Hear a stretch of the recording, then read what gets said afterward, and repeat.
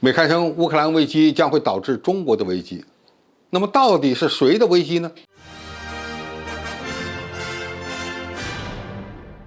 观众朋友、网友朋友，大家好，我是付天少。在普京宣布承认乌克兰东部顿涅茨克和卢甘斯克为独立国家之后，又发起了军事进攻行动。美国专家在权威的外交事务网站撰文，对此呢进行了分析。他们的这篇文章题目为《中国的乌克兰危机》，声称中俄两国走近将会让中国承受难以支付的回击代价。作者表示呢，中国目前在乌克兰的问题上难以两全。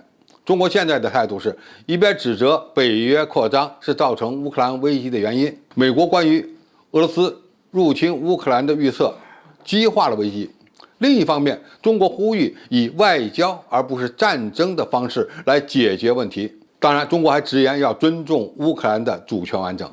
中国最希望看到的局面就是乌克兰不要发生战争，能让中国同时与俄罗斯、乌克兰和欧洲国家都保持良好的关系。这一点表面上看没有什么问题，通过谈判解决争端是最好的选择。但是作者认为，现实是中国同时实现这些目标并不可能。这篇文章的核心思想是，乌克兰危机暴露出中国外交政策的局限性，甚至认为呢，中俄将会以西方划分为两个阵营。那么，中国外交在乌克兰危机中表现的是局限性还是优越性呢？答案正是中国外交的优越性。首先，中国同时坚持尊重乌克兰主权，以反对北约东扩，并不矛盾。中国到现在都没有承认克里米亚被俄罗斯吞并，就是基本尊重乌克兰主权这一点。不管中国与俄罗斯的关系如何发展，我们会一直坚持这一点的。而这个基点呢，其实与西方国家也是一致的。同样，中国也会要求其他国家尊重中国的主权完整，这是我们外交所一直坚持的。这样做对中国的统一大业最为有利。乌克兰危机要解决的关键是北约东扩，中国只反对这一点，也符合目前的时代潮流。其次呢，乌克兰危机的激化并不等于中国与俄罗斯会结盟，中国也不想损害与乌克兰之间的关系。就这点而言，也不矛盾。乌克兰危机的直接相关方是俄罗斯与乌克兰，中国当然有权不选边站，与俄罗斯发展友好关系，并不意味着我们完全支持俄罗斯的所有行动，这与中国和乌克兰之间发展经贸联系也并不矛盾。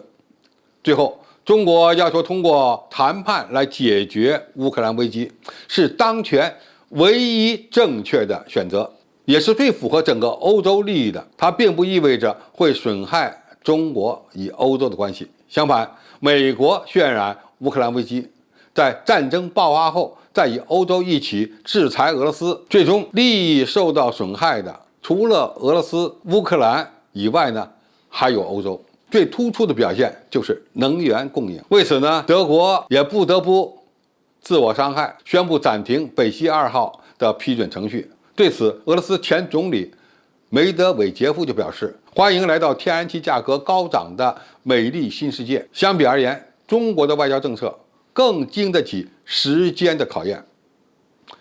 要注意，乌克兰局势不是一个短剧，而是一个连续剧。先是俄罗斯承认乌东独立，随后俄罗斯军队又大规模的进攻乌克兰，这意味着这场危机可能会长期化。而美国人感到最难受的，恐怕就是俄罗斯的强硬，让他不得不把更多的战略资源投向欧洲东部。其在印太地区围堵中国的战略就更加难以实现了。在这样的情况下，美国外交事务杂志说，美国塑造的乌克兰危机实际上是中国的乌克兰危机。这句话恐怕要反着理解，因为现在谁难受谁知道。好，今天的评述就到这里，谢谢大家收看，我们下期再见。